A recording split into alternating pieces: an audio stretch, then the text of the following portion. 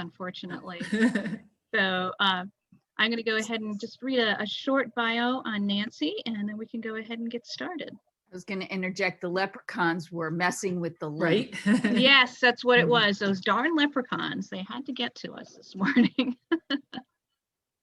So Nancy Butler is an international speaker, an award-winning author, and a delegate to the United Nations Commission on the Status of Women for 2018, 2019, and 2020. And you're doing it right now, right, Nancy? Yes, I am. This is this week and all of this week, all of next week, 24/7, pretty much. That's awesome. So her recommendation was submitted by Seroptimus International, a worldwide women's organization. She has been a part of for over 35 years. And Seroptimus International has over 100,000 members in 120 countries. And we are very happy to have you this morning, Nancy. There was your short bio, and I know you can tell us much more. Welcome, Nancy. Thanks for joining us. So I will share my screen. Share my screen. Can you see my screen? Yes. Okay. Yes.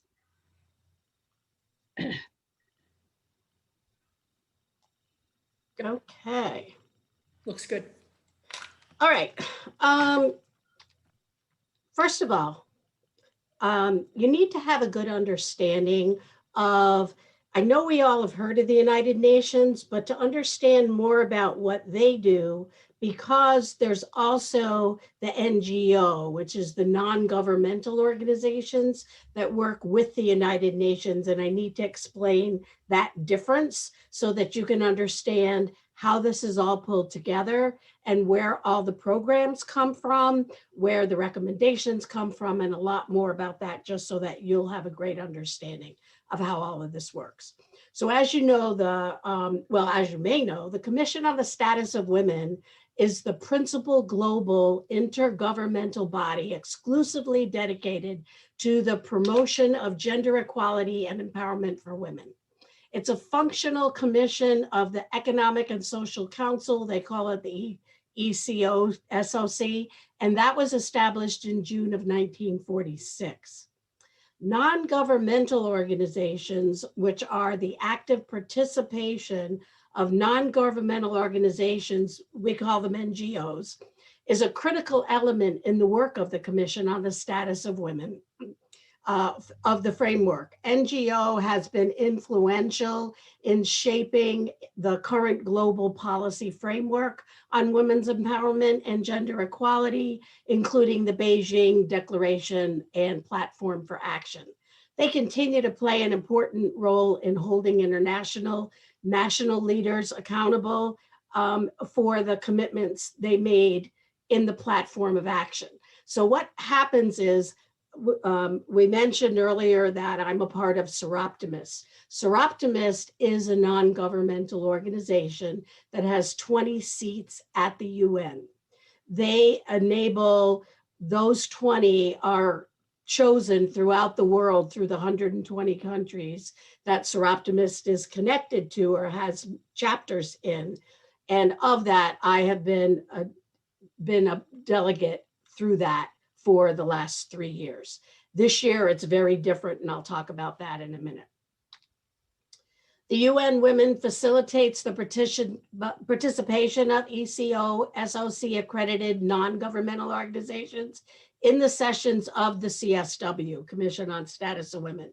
NGOs that are accredited to and in good standing with the United Nations Economic and Social Council may designate representatives to the annual sessions of the CSW. And that's where I'm coming in. Seroptimus International, called SI, has over 75,000 members, up to 100 at some points in 120 countries. And as we said earlier, I've been a member for over 35 years. I'm a past president and current treasurer of our local chapter. Seroptimus is the one, as I mentioned, that appointed me the delegate. And what they do is, as you probably know, March is Women's History Month. So every month, March, at the UN is when the US, the Commission on the Status of Women is held. And it's held for 2 weeks. So it just so happens to be all of this week and all of next week. And I'll explain how that's a little bit different. It is an unpaid position. I also pay all my expenses to go to New York, to stay there for 2 weeks. And it ends up costing, I would say, about $3,500 a year for me to do this. In 2020, due to COVID, CSW 2064 was canceled about 3 weeks before the event was to begin. And this year it's completely online. Last year, they waited to try to decide if they could do it. But think about it, with a pandemic starting, about 10,000 women from all over the world come to this event during those 2 weeks in New York City. And to have them coming from all over the world right when the pandemic was at its start, they decided at the last minute to shut it down. I feel bad for all the people that had all their planes booked, all their rooms booked, everything all set up, and then it had to get canceled. This year, it's completely online. There is nothing in person for NGOs at the United Nations this year. And that has opened up things greatly and also caused some other issues. So as I said, there's normally 10,000 women at these events. This year, there's 25,000 women because they don't have to travel to New York City. And a lot of these people don't have the funds to do that. So they're able now to participate without being a delegate, free of charge, online. And because it's held all over the world, I mean, because the people are from all over the world, the time frames are different everywhere. That's why I said earlier, 24/7. So there actually are sessions throughout the night. I have been sent notices asking me to attend certain sessions at 3 in the morning, 1 in the morning, because that's when those countries are presenting them. So I get to pick and choose which sessions I sit in on, which ones I want to participate in, and pick my own schedule. The UN has amazing technology. And even through all of this with COVID and with doing it all online, the technology is amazing. And I'll explain a little more about that. This year, and normally, there are over 700 sessions on a multitude of topics for women, about women, over these next 2 weeks. Some of them are overlapping, so you might have 3 at the same time, and then you pick which topic you're interested in. Some are in different languages, so you pick and choose, but there's over 700 sessions. I've always been a firm believer that we learn from the environment we grow up in. We know what we see around us, but often we know little about the many challenges in the world that are much more severe than ours. I mean, think about our own children. Now they're exposed to COVID, but if you think a couple of years ago, that never would have even been an issue, never would have been on our minds. Think about all that's going on in the world that our children and people coming up from behind us don't know about, haven't learned, and even all of us that don't know about. That's why this was an opportunity to learn from amazing women from all walks of life who have firsthand knowledge of these issues, and for us all to work together to help develop solutions. What else is interesting at the UN? They let me bring a camera. So this is a picture of me with some of the women that I met. The woman in the red jacket is from Malaysia.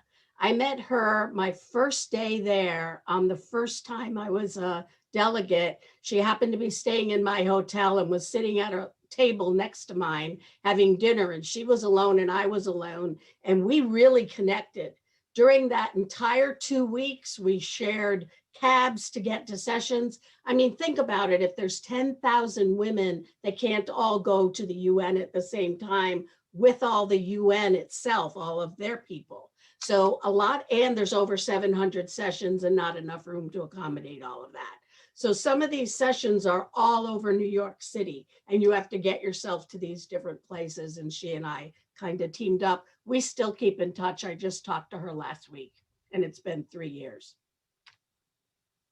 The United Nations has 17 sustainable development goals. These goals apply to all countries and cover a broad range of social and economic development issues. These are the 17 sustainable development goals. So when I told you there's 700 sessions, all of them take into account one of these 17 goals and work on one of these 17 goals. And when they're done working on these and when they've come up with what they feel needs to get done, how it needs to get done, paperwork is put together, it is brought to the United Nations Commission, and it is tracked. And I'll talk more about that in a minute. I did mention that I get to pick what sessions I sit in on. So I'm going to talk now about a few of them that I've had a large part in that have meant a lot to me. One of them is technology. And I mean, if you think about how technology has changed over the last 10 years here, you would think it's a positive thing. But in rural areas of the world, it's been a real problem. Because what happens is a lot of the financial backing or financial aid that they were able to obtain now has to be applied for online. A lot of these people have no computers, don't know how to use them. Some of them don't have electricity. They don't have the ability to get to where a computer is. They don't drive cars, they have no transportation. Some of them have never left their own village. So getting the financial assistance they used to get was a huge problem. Malaysia. So what I want to talk about today too are not just the problems in the world, but some of the solutions that have come out of all of these sessions that are helping to make things better. Malaysia is one country that found a solution to that problem. The government set up over 1,000 computer stations throughout the country that are free and open to the public, and they have people staffing them. When someone arrives at one of those stations, they train them on it free of charge. They have had thousands and thousands and thousands of people get their high school diplomas online, get their college education online, and a lot of money in these rural areas for women is brought in, or the way they are able to fund themselves, get the money they need to feed their families, is through their crafts. So they may make jewelry, they may do basket weaving, they may have other types of products, soaps or herbs or whatever that they sell. Malaysia has taught these women how to set up online businesses. And that's done a couple of things. Number one, the women can make a whole heck of a lot more money now. And number two, it brings outside money into the country that wasn't there before. Because before, when they made something and sold it, they sold it to other people within the country that don't have money either. Or they bartered, you know, you can have my soap if I can have your herbs or whatever. This brought outside money into the country. Amazing the way they were able to make this work. And they passed it on in this document so that other countries are now doing the same things. Water. I never would have realized how scarce water is becoming. 40% of the world are affected by a scarcity of water. And they estimate that it's not going to be too long before the entire world may have a scarcity of water. All people have the human right to have safe drinking water, for hygiene, for sanitation. Thousands of children are actually dying today because they can't get water. I also think of our children, some of our children, who are concerned about not having a cell phone, not having an iPad, not having a laptop. These children are concerned about having enough water and food so they don't die tomorrow. And starting as young as age 4 in some of these, age 4, in some of these rural countries, the children's job is to travel from the village by themselves with a bucket to get water and bring it back to the family. And one bucket doesn't do much. So they go back and forth, back and forth, back and forth for hours. And these children, even as they get older, can't go to school because if they're in school, they can't be bringing water to the family. The family won't have water, therefore they won't be able to survive. So a lot of these children can't go to school because of lack of water. The need for water is growing at a really rapid pace. In Jordan, the demand for water grew by over 300% in the last 6 years, making it the third most scarce country in the world as far as water is concerned. Water at their part of the world is really at a breaking point, and it's become a really huge problem. A profound statement I heard was those who have control of water have control of life. And so they've also talked about terrorism, because what can happen if this water scarcity continues is terrorism, because it will become, if that happens, a difficult obstacle, a really difficult obstacle to overcome. And it's going to be so scarce that people are going to kill for it. People are going to rape for it. They will do just about anything to be able to get water. And it'll become a real crime, a huge crime. So we need to really work on how are we going to make sure that there isn't a scarcity of water any more than there already is. How are we going to make it better? Child marriage. Forced child marriage is a huge problem in today, starting as young as age 8. A session that I sat in on yesterday was in the United States. It was only the United States. It was 1.5 hour session with actual children who had been forced into marriage in the United States. And the women that were forced are now adults and were on the screen speaking about it. They actually did a video that they're going around the world educating people on this. One woman was from New York City. Another one was from out west. And so I didn't think of it that way. I didn't think it was happening in the United States, but it is. 150 million girls will be married against their will by 2023. Poor families in rural countries often marry off their daughters as a way to feed them, because if they don't have enough resources to feed their family, they will marry the child off to an older person who can take care of that child and feed that child. And you think it's a good thing, but it's not, because these children are being married off as young as 8 years old to 65-year-old men, 60-year-old men. And as soon as they're physically able, they have a child at 11 years old, 12 years old, 13 years old. And what's bad about it also is when that spouse dies, a lot of these countries, women are considered property. Therefore, they are not allowed to own the house that they've been living in for the last 10 years or however many years. When their spouse dies, they can't even own their own marriage certificate, birth certificate, or anything. They are put out with the clothes on their back, and they have to take their children with them. And in those societies, they are considered an outcast. So getting a job or integrating with the rest of the community is almost impossible. It has become a total nightmare and horror. We have got to stop these child marriages so that this doesn't happen. One of the way that needs to stop, it starts all the way back with education, and then we need to have ways for these people to be able to support their families, to have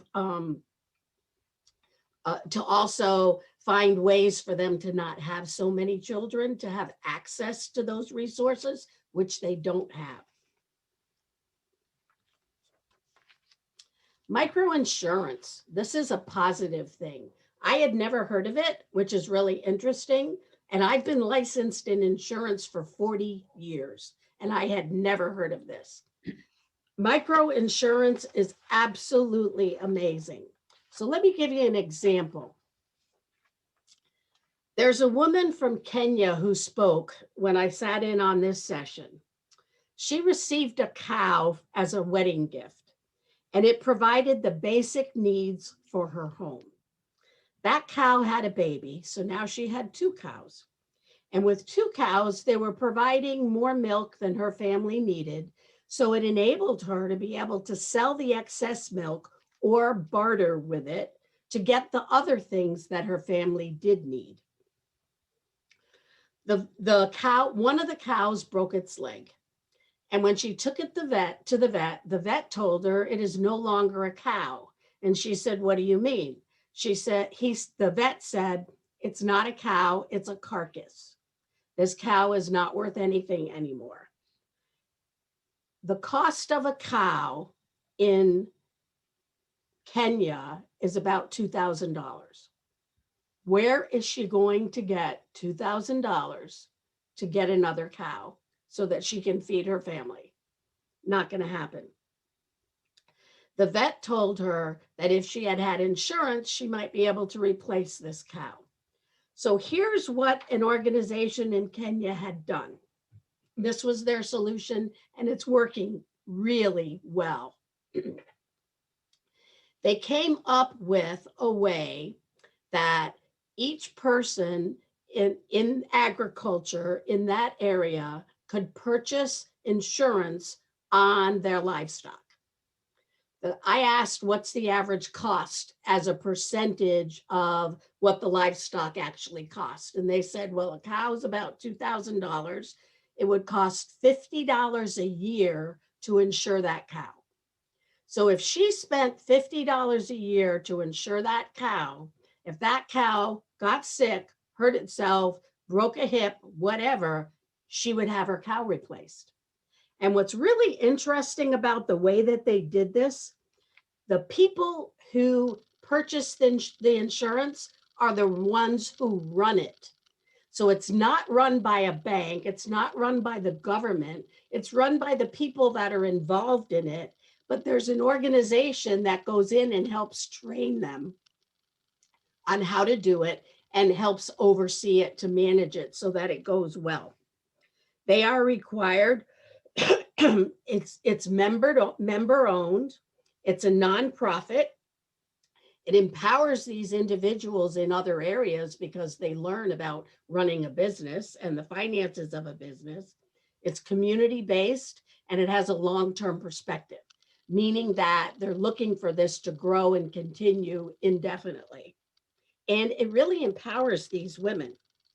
If profit were the goal for this insurance, it would have a whole different model. Profit is not the goal. The goal is to help secure these people and enable them to have insurance that will enable them to keep their livelihood and to keep their families fed and supported. As of January 2018, they had trained almost 4,000 people on this microinsurance.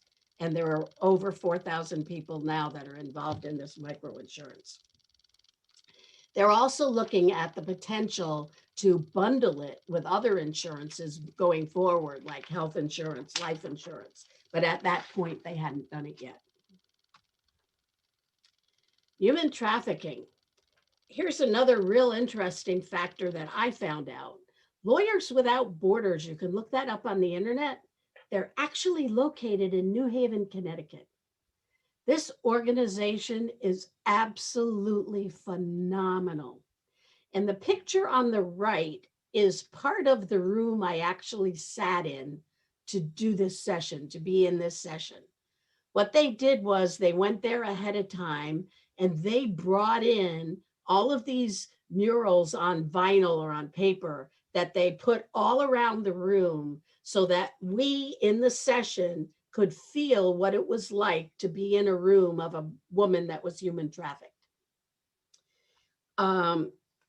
Trafficking happens to girls, women, boys, and men all over the world, and it's big business. Traffickers offer hope for a better life for those who really need it, and that's why the girls end up going. But that's not what they end up getting. Also, in some rural areas, the parents sell their children to these traffickers, thinking that they're going to get a better life. The money that they receive will help them to feed and take care of the rest of their family.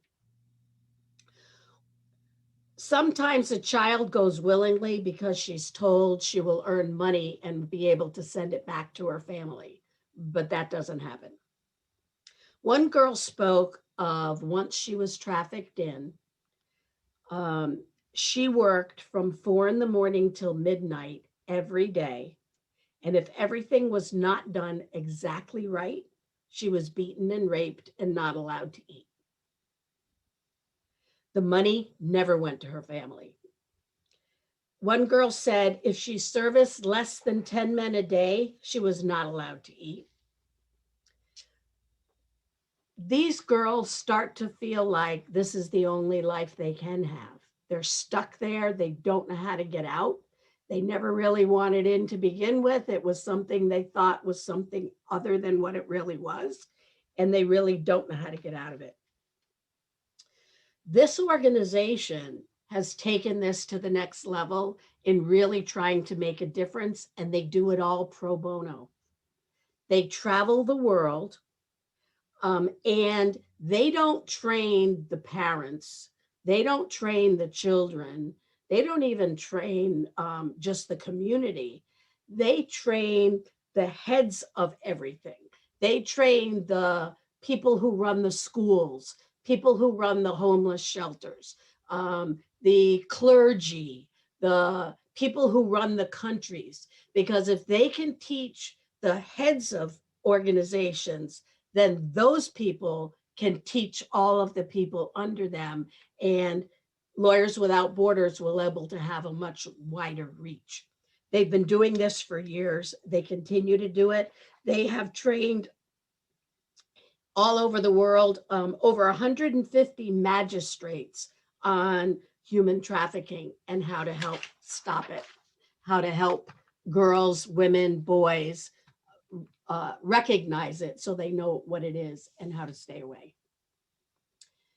With every session I have ever sat in all the years, including today, with the UN on all of these issues and a lot of other issues I've sat in on, education is the key to improving the condition of women and girls worldwide. Lack of education keeps them from being able to protect themselves and their families. What they're told is not the truth. They need to know what the truth is as far as human trafficking goes. Microinsurance, if nobody teaches them that there is such a thing, if nobody makes them aware there is such a thing, how are they going to be able to grab onto it? Child marriage, if no one worked with the parents or the children even to help them realize and learn other ways so that this doesn't have to happen, education is the key. And the same with technology. When you see and hear how poor conditions are for so many people around the world, it helps us appreciate what we have and the opportunities we have to be free and live a happy and empowered life. This is inside the UN, so you can get a picture. That's me at one of the tables, and I wanted to talk to you a little bit about the translation and how that works. If you see on the walls, can you see 2 rows of what looks like glass windows? You can see lights are on in some of them. There is a person behind each of those windows, at least one person.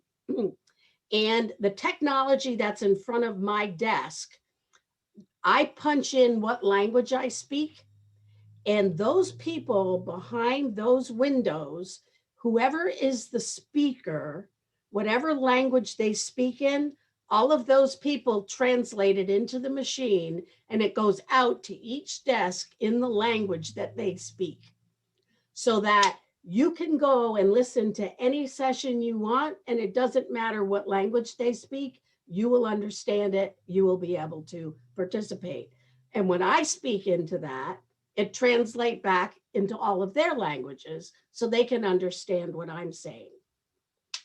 One problem I had the first time I went, and I solved it after that, was that works when you're in session, but when you're walking around the halls or when you're having lunch and you want to sit and talk to some of these people, how do you do that?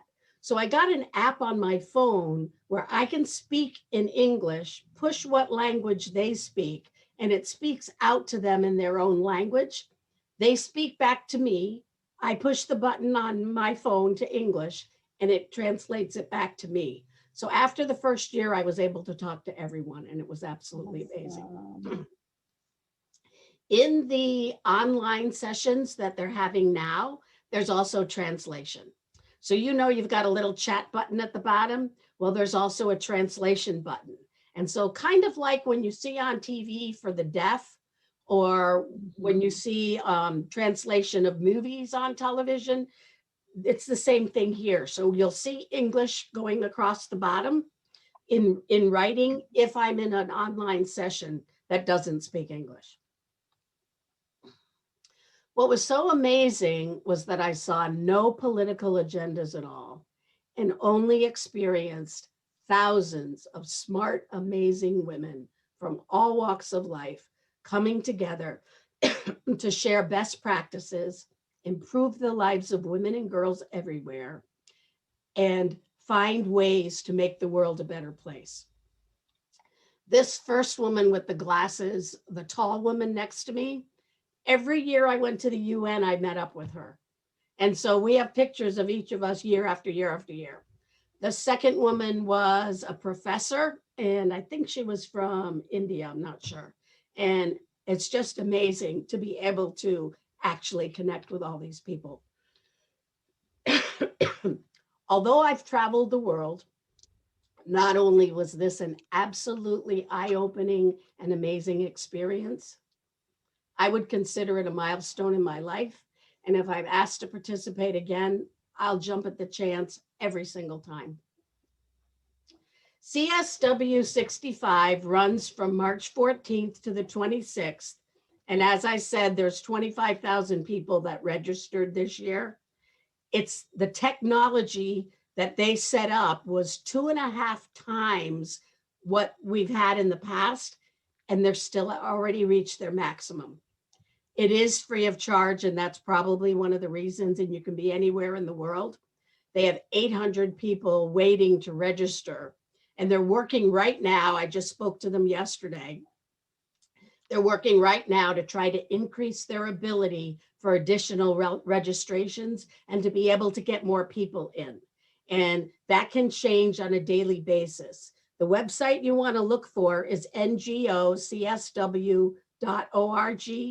And if you keep checking that periodically, if you want to get in to some of these sessions and watch and listen and learn, keep checking that website because it will change from time to time, and they may be able to open up additional spots if you're interested. With that, I thank you, and I will open it up to questions. You want to take everyone off mute or take people off mute? I'll start. Not so much a question, but a comment tagging on to Nancy's comments about human trafficking. I was in an airport in England and I was using the restroom, you know, before a flight or whatever, like you do. And inside the stall was actually a poster that was put up with a text number and a code. And it was in more languages than I've ever seen in my life. But the gist of it was, if you're here against your will, know that somebody will come and help you. So you text, you don't even call. Like if your minder is in the lavatory with you, you don't have to speak. You can do it completely anonymously. And it was handwritten in like a bathroom stall number, if you will, you know? So, you know, text this number, type in this code, K34, and somebody will come and help you. And it said, basically just sit tight, you know? So amazing. Yeah, we never think about that. I don't, at least here in rural Eastern Connecticut. Human trafficking is legit. Everywhere.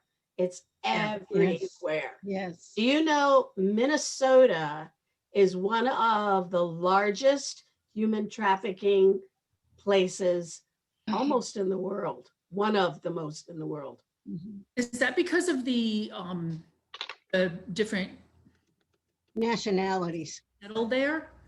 Like, Could be. I'm not sure exactly why, and but that's what I was told, and that Wow. just totally shocked me. yeah. You know, one of our members, Louise Ketron, was involved with a nonprofit organization focused on human trafficking. It was out of New Haven, so I have no idea if it was connected to the Lawyers Without Borders. But for a number of years, I went to their fundraisers and learned more about it. And I was just, you know, Safe Futures also focuses on Yes. it, but Yes. we'll hear that through some of the sessions. And our first one, is starting Thursday, just a little promo here. But I'm looking forward to learning more about that through them as well. And Nancy, just one more thing, and I'll turn it over to other people. I'm so impressed by the breadth of the perspective that you've gained through all of this. I mean, you've had a breadth of perspective anyway, but sharing it with us is so important, all the issues that you've shared. So thank you. You're welcome. And with the online sessions, because I'm in front of my computer here, it's even easier. I have grabbed tons of pictures and I've already got, it's only been since Sunday and I have about 30-page of notes already, typed notes already. And this will be going for 2 weeks. So the more I can learn, the more I can bring together to get it out there and share it with people, the better. Wonderful. I would like Wow. to show you, I bought this. This is from an organization called Chickambuso Widows and Orphans Project. Can you get rid of your screen so we can see all the people, Nancy? Yeah, sure. Let's see. It's gone. Okay, so this is the bag Gorgeous. and it's made from grocery bags.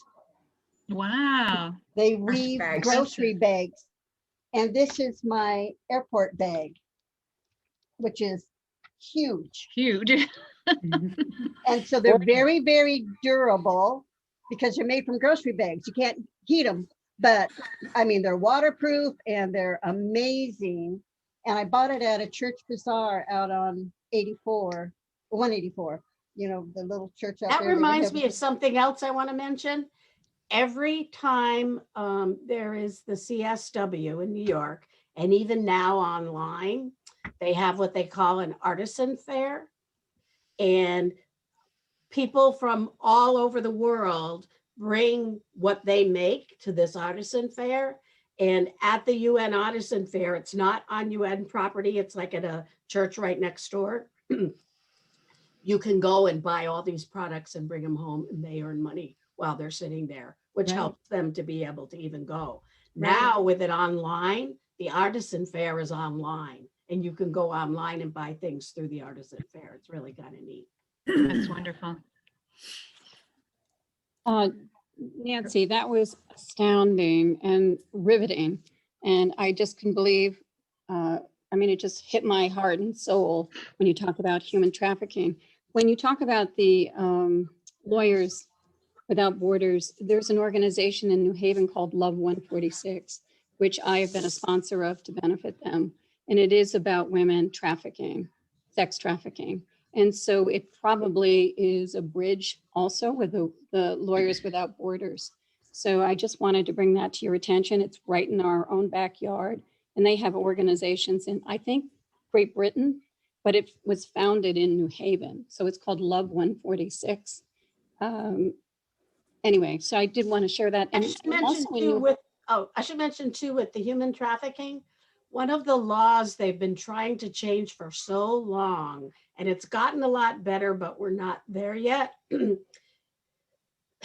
Often the women that are trafficked are arrested and put in jail for prostitution. When they're the ones that are the victims, Right. because they were brought over having no choice in the matter. and had no way to get out. And then the people that brought them, and they ended up being in jail, but the people that were over them doing this got away.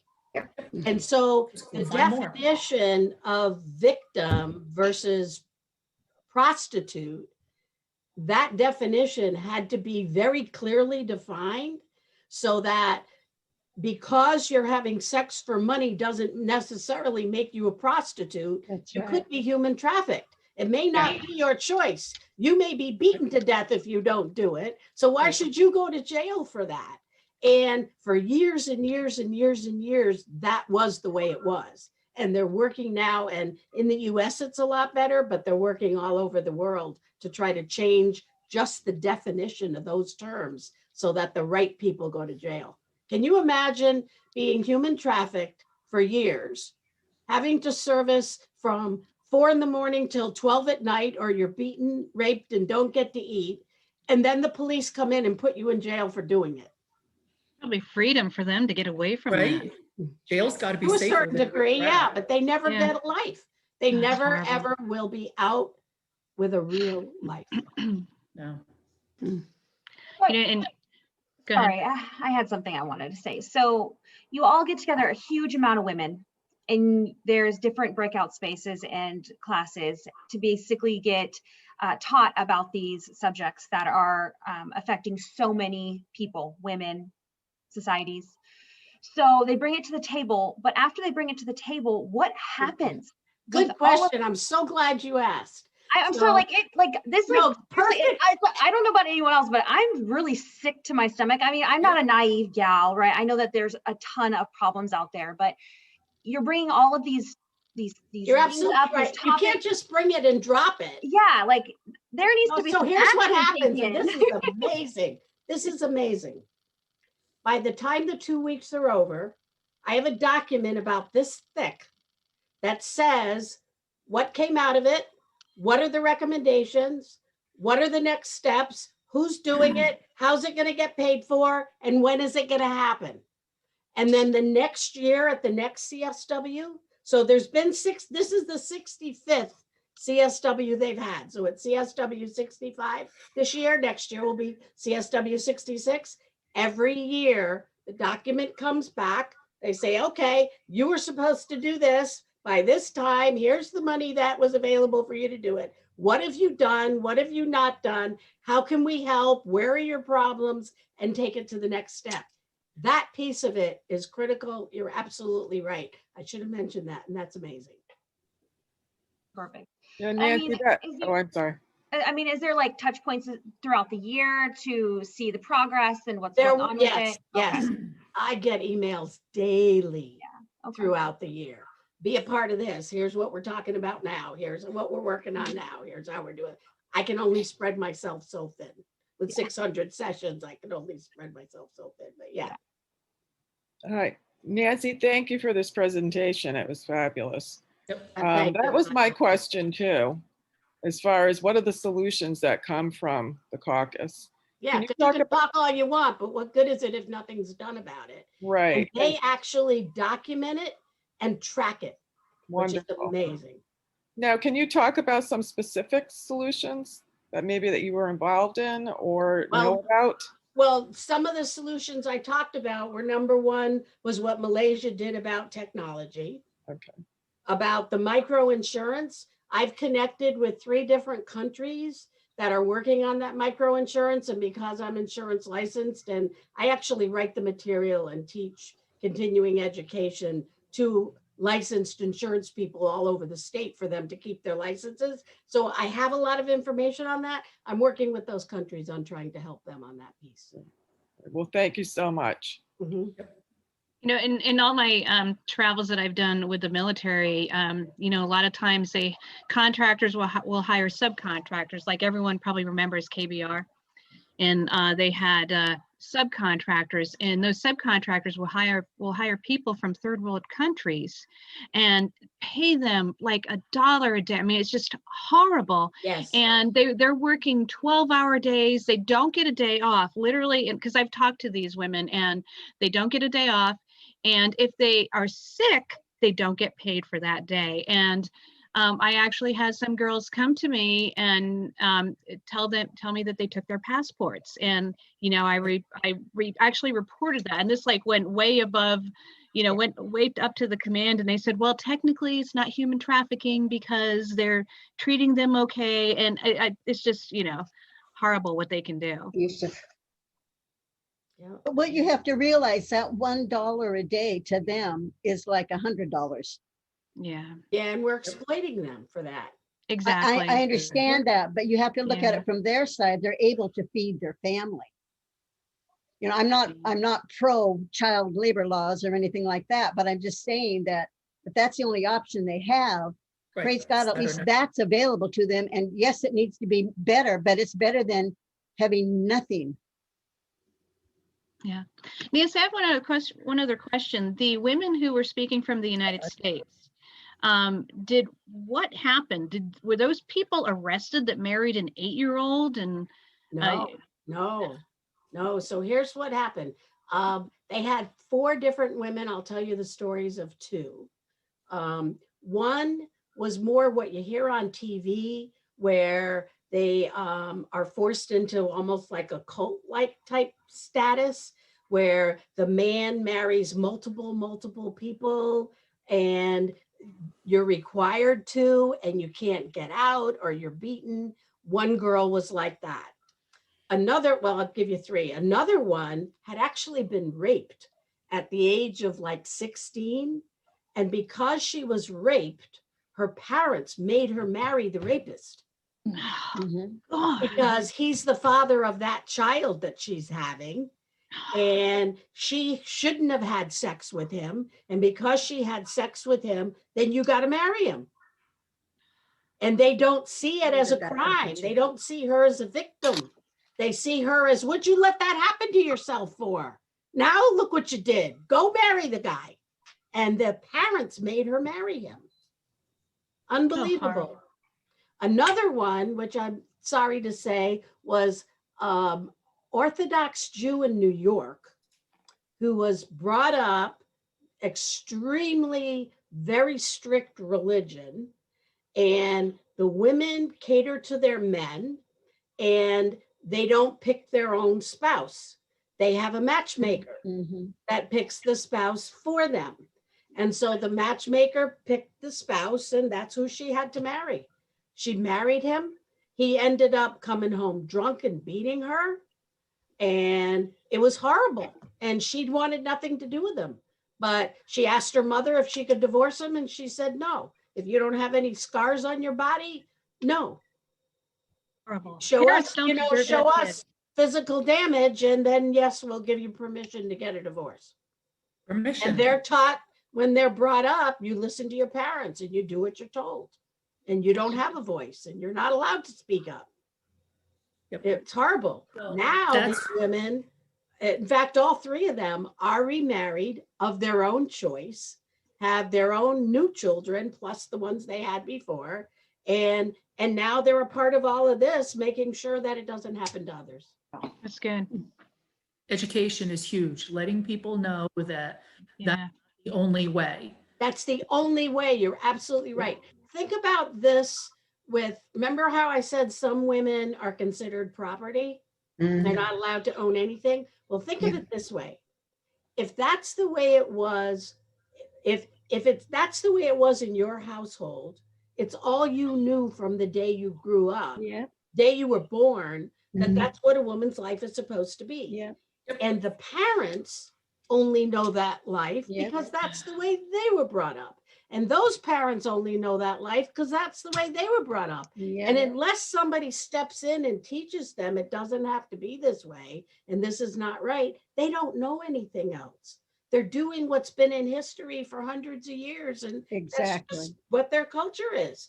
So they need outside people to come in and help educate them that they don't have to live this way. And can you imagine if they ever saw what life really could be like for them and how amazing it could be? But especially for the women, they're told to stay in their place, keep their mouth shut. You do as you're told. And they've got to learn, we've got big mouths and we've got a lot we can do. and we can make the world better. And as soon as they let us in there and let us doing some of these things, everyone gets better, not just the women, the men, the boys, everybody gets better. And Yes. even the boys are brought up that that's how you treat women, because that's what their fathers were brought up. Their Yep. fathers were brought up. And I So mean, I think that education is definitely the key. I think that this is something that can be addressed even with kids that live in the United States. I think it's something that parents need to be talking to their kids about and educating them at a younger age and letting them know that they have a voice and not to be scared to use it in a respectful way, obviously. I just in my experience, I have a teenager, and she goes to school every day, and it's crazy the story. She comes home and she just tells me how other people are treating each other and how she cannot stand by and allow somebody to be demeaned or bullied to a point where they're crying and cowering. And it's these situations, it starts young. And And the other problem is a lot of these women have even said if they do speak up, they're not as concerned for themselves because they're used to getting beat and everything, but they're concerned about it going back and damaging their family. Yep, their family. And somebody like the traffickers going back and killing their family because they didn't do what they were told. How many of you broke the curse in your family? Broke what? I broke the curse in my family. My boys were not abused. They were not sexually abused. And somebody in the family has to break the curse. Yep. Today on one of the sessions, the one that I sat in on about the United States, there was a man running one of the sessions, and he's from Sweden. They put on a program, and it's called Man. That's the name of the program, Man. And they go around teaching youth and young boys and teenagers and all, and young men on the right way to treat a woman, and not to be violent, and you don't own her body, she owns her body, and you don't get to tell her what she does with her body, it's her decision. And teach them about porn, because with the session I was in about that also was about the pandemic, and sexual violence and porn and all has escalated way out because everybody's home on their computers. That's all they can do. They can't go anywhere. They can't do anything. And so it's gotten worse and worse and worse. And so this organization teaches them, brings them out and teaches them how to treat a woman and how to be a man. And that being a man is not empowering yourself over a woman. Being a man is being equal with a woman. And that's what they teach them. So we need more of that.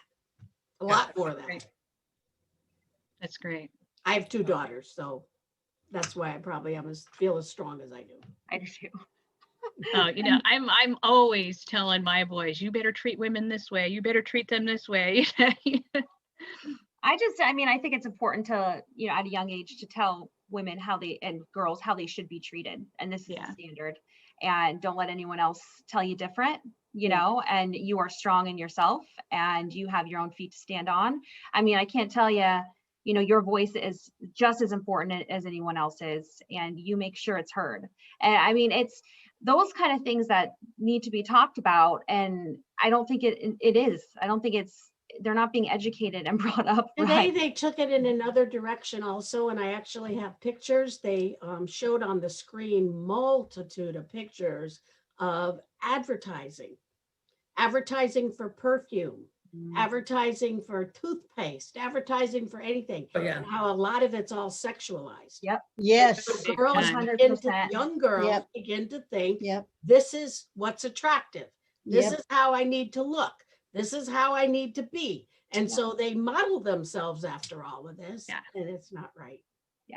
Oh yeah. Nancy, phenomenal presentation today. And Angela, you brought up a great point too about starting, young with the children. My parents were involved growing up, when I was growing up, with an organization that it didn't necessarily talk about human trafficking, but it talked about, abuse that, especially befell young girls by being forced into working, obviously, long hours and, at different companies, and just the horrible abuses that they would take. And, part of it, that the organization would talk about is what companies here in the US that, we use every day are ones that fuel this, that have child, slave labor, if you will, and children working at as early as age 8, 9, 10, working 12, 15, 20 hours a day with very little breaks and abuse. One of the huge ones is Apple. And, one of the biggest, proponents of it is with your smartphones. And what Apple did, because there were mass suicides of its employees, was basically just put a net around the building in China. So the people who were jumping off because they had no other recourse of escape, then basically fell into a net and didn't fall into their death. And yet we're still buying, smartphones every single day, every single minute of the hour. Girl Scouts, the cookies. I love my Thin Mints, but man, I haven't bought them in 10 years. Once I learned that, they're made in factories overseas, again, with child slave labor, and they are in horrific conditions, earning $1 a day, and horribly raped if they don't make X amount of cookies, an hour. So, it's everyday things that we use here in the country. Walmart, biggest proponent of a blood gold, around the world, and refuses to address it. They're one of the few companies that actually have refused to research even where the gold is coming from that they're selling, because they know where it's coming from, and it's the Congo, and it's horrific conditions of children. So, and yet we're going in and out of Walmart all day long. So, it's not only, advocacy and education, but it's also finding out the companies that are truly abusing this and the products that we use every day, and stopping that cycle. We have the power to help right the wrong. Mhm. I'm gonna have to go. I have like 20 minutes to get lunch and then be back on. So I gotta go. Awesome. Good presentation. Thank you, Thank Nancy. you. Phenomenal. Thank you. Thank you. Thank you This is so great. much.